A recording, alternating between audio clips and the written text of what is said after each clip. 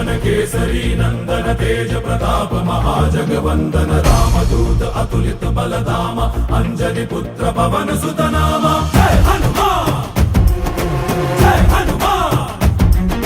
भूत पिशाच निकट नहीं आवे महावीर जब नाम सुनावे संकट से हनुमान छुड़ावे जन्म जन्म के दुख बिसरावे।